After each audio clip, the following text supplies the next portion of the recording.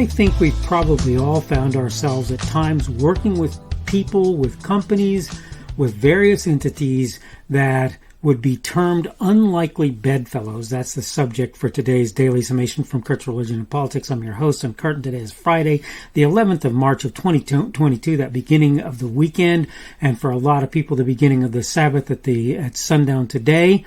Welcome to everyone who's here on Rumble, on the podcast, on YouTube, on BitChute, on CloudHub, on my Facebook page. That's the Kurt's Religion and Politics page on Facebook.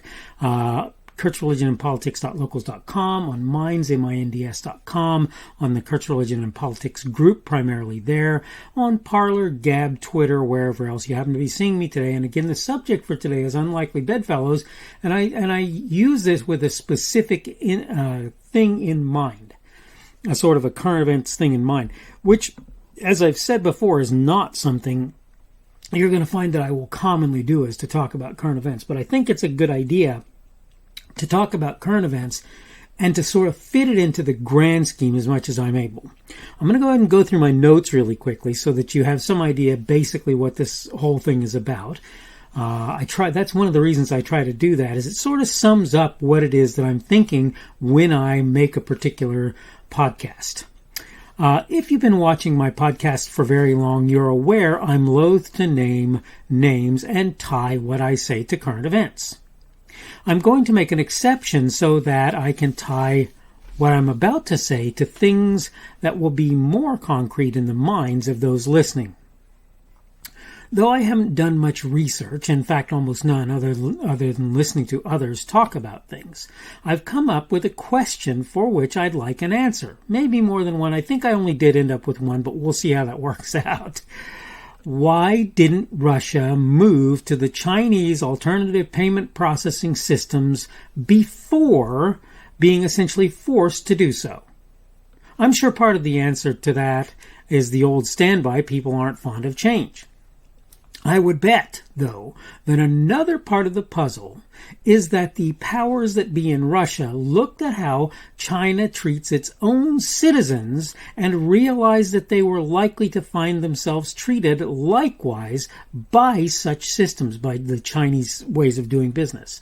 And that applies to more than the payment system, but the payment systems are a really good example, and why I'm gonna kind of get into right here. Those having spent much time looking at China are aware of the concept of social credit scores. Doing things the Chinese government deems inappropriate, it's, I jumped ahead.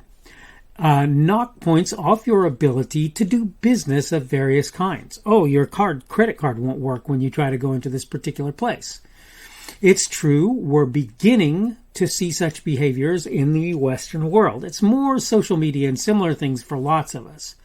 But if you ask Mike Lindell, the founder of MyPillow, and I'm more than sure you'll get an earful on that. The man has literally had banks and credit card companies cancel his accounts. That's on top of having businesses decide he was, quote, too hot to handle, end of quote, and take his products off their shelves. Is it because his products are bad? I've pretty much never heard anybody say as much. Yet, Mr. Lindell is being forced to find alternative ways to do business. You know, Russia finds itself in basically the same boat. The difference? Mike Lindell is there because he's not an authoritarian thug, but a person with difference of opinion from the woke world, the woke crowd. Russia, on the other hand, is not likely to find a home with those on the American right who are working to develop a type of alternate or parallel economy. The result is obvious. Where Lindell can find more, quote, tolerant, end of quote, folks on the right, with whom, by the way, he largely agrees, not totally probably, but largely, Russia must bunk down with some unlikely bunkmates, some unlikely bedfellows. Are we really doing anybody any favors by forcing that alliance? Are we? That definitely remains to be seen. Okay, we're done with the notes, And I think you probably already have a good idea what I'm getting at here. Right now, okay, there's this thing that I heard years ago, and I don't know how accurate it is. And it's kind of even hard to say what angle. I think I heard it from the Ukrainian angle. And the Ukrainian angle was Ukraine is European. Russia is Oriental, is not quite Oriental, Asian, largely in its view of life. I get that you can make the argument that there's a piece of Russia that's in Europe. I get that you can make an argument that the Russians embrace things like French culture and language. I get that. But the fact of the matter is, Ukraine is solidly Western in its outlook, and Russia has largely taken a more Eastern view on life. And what that means is they're already in certain situations more aligned with China and Japan than they would be with the western part of Europe, Germany, France, etc., etc., etc., right? Poland even, right? But my point is to say this. Russia right now is feeling the sting, and many would argue rightly so, and I'm not going to argue in one direction or the other, okay, of what the Western world is doing to it as a result of its actions in Ukraine. Now, let me be clear, perfectly clear on something. Though, as many have said, the Ukraine is not spotless, not anything like spotless, okay, I still don't support, not suffer, but support Russia bouncing into Ukraine and taking over. And let's be clear, Ukraine is not spotless. Russia is far from it. Oh, let's be clear on something else. Is the United States spotless? You've got to be kidding if you think that that's true. Of course we're not. We've got many, many problems. We've got lots of things going on politically that are bad. We've got a bunch of woke folks who are trying to tell us how to live our lives, whether we have any interest in living our lives that way or not. Not to say, again, that we're going to do things like go around and beat up homosexuals or transgender people. I feel bad for these guys. I'm not going to beat them up. I'm not even going to make fun of them. I feel bad for them. These are not people that I'm going to sit there and go, oh, you're the. I'm not doing all of that. And I don't know anybody who does all of that. And if I knew anybody who thought that that was a good idea, I would upbraid them for it, even if I knew that it meant that I would end up the poorer for it in many instances. I would still do it. But I'm just saying that what we're doing to Russia right now is, I think, forcing them into a position where they feel the need to ally themselves with China in many sort of socioeconomic, if you want, ways. And I think that that's not going to be helpful, and I think that it's not going to be useful. And like I say, the result is unlikely bedfellows. You might think that China and Russia will get along nicely. I don't think so, because I think, as many people have pointed out, there's disputed territory in Russia that was considered Chinese territory. Okay, the Russians may consider Chinese land to be some of theirs, so I doubt they'd be quite as interested in that. But the point is that the Chinese, having sway over the Russians by means of these tools, whichever credit tools and so forth that the Russians are currently using for various kinds of payment. I hate to tell you this, but I'm thinking that's kind of a push in the wrong direction. And I don't say that, again, because I want to support or bolster Russia. And maybe you can't help it because you don't want to support the Russians either. Maybe that's true. I don't know. I can't say.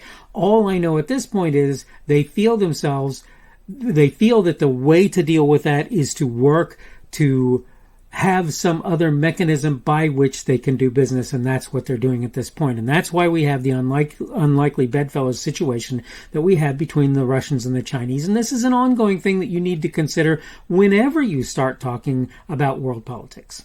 Okay, I need to go ahead and wrap up. This has been the Daily Summation from Kurt's Religion and Politics.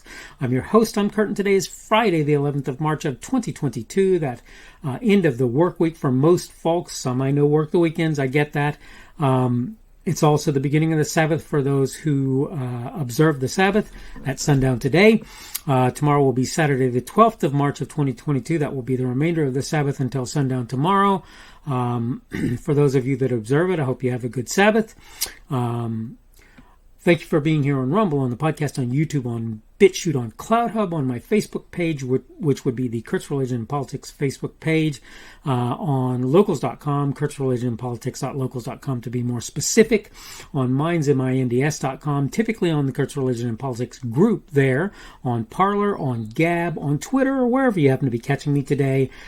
Keep in mind that you can give me feedback of various kinds. You can give me a Rumble on Rumble, only place I know you can do that sort of thing, which is that boxing glove. You can give me a plus or minus there, which equates essentially to a like, dislike, thumbs up, thumbs down, other places. You can give me other feedback on other platforms. I don't remember if it's CloudHub or BitChute that has multiple feedback types that you can give, but you can do that if you want to do it. You can comment on my content if you choose to do that. If you either advertise or do something that I think will be harmful to other people, I'm going to remove whatever comments you make. If you comment otherwise, I'm probably going to leave it there, even if it makes me wonder why the heck you put it there, because it doesn't seem related to what I said. But then again, it will help others to sort of know who you are and where you're coming from, and maybe will help me to get to understand things better as well. I will try to comment on your comments. I will try to reply to your comments if I feel that's an appropriate thing. I may try and thumbs up or thumbs down your comment. Usually it will be a thumbs up to show that I approve the fact that you put the comment out there, even if I don't necessarily approve the contents of that comment. But yeah, so by all means, if you want to comment, if you have something that you want to say, if you want to straighten me out on something, if you want to tell me I suck, if you want to tell me I'm a wonderful human being, whichever that sort of thing you want to do, that's great. The subject for today has been Unlikely Bedfellows, and tomorrow we're going to talk on the subject of Nazi, and I want to do some clarification because I think there are some people who really truly do not understand that, quote, word. It's not really a word. It's not exactly an acronym. It's more of a contraction of sorts. But anyway, I want to talk about that tomorrow to kind of straighten that all out a little bit. Hope you're having a good day today. Hope you have a good weekend this weekend and that everything is generally going well for you. And hopefully we will see you again on Saturday's edition of the Daily Summation from Kurt's Religion and Politics. The speaker on this edition of the Daily Summation is Kurt Schubert. This podcast was created on Friday the 11th of March of 2022. The Daily Summation is created for Kurt's Religion and Politics.